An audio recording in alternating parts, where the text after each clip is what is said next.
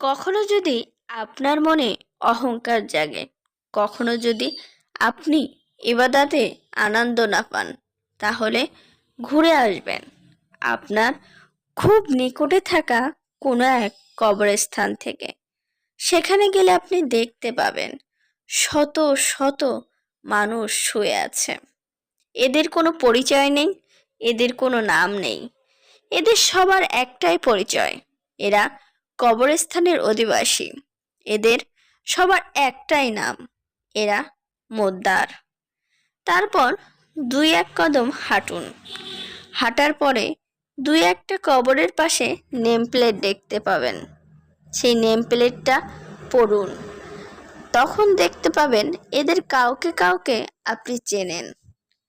আর সবচেয়ে বিস্ময়কর ব্যাপার হলো, এদের মধ্যে অনেককেই আপনি চেনেন যারা ছিল কোটি কোটি টাকার মালিক।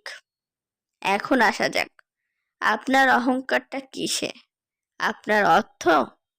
তাহলে ভাবুন তো, এই সেই কোটি কোটি টাকার মালিক যারা আজকে মাটির সাথে মিশে গেছে। তার মানে আপনিও একদিন মাটির সাথে মিশে যাবেন।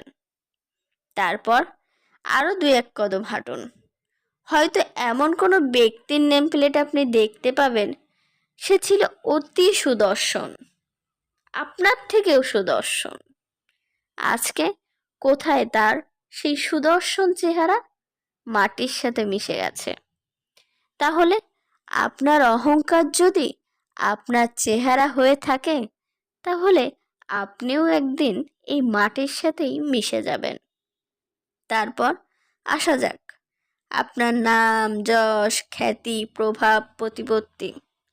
এই কবরস্থানে যারা শুয়ে আছে, এদের অনেকে ছিল বড় বড় অফিসার, বড় বড় বিজ্ঞানী, বড় বড় আলেম, যাদের অনেককেই আপনি চিনতে পারবেন না। অনেককে কেন, কাউকেই চিনতে পারবেন না। ঠিক তেমনি আপনার নাম, যশ, খ্যাতি, প্রভাব, প্রতিপত্তি হয়তো 2-1 বছর, 2-4 বছর আপনি মারা যাওয়ার পরে পৃথিবীতে টিকে থাকবে। তারপর ওই মাটির সাথেই মিশে যাবে। তাহলে কিসের অহংকার আমাদের? আমাদের কোনো অহংকার নেই। আমরা এসেছিলাম খালি হাতে, খালি পায়ে। আবার আমাদেরকে চলে যেতে হবে ঠিক নিঃস্ব হাতে।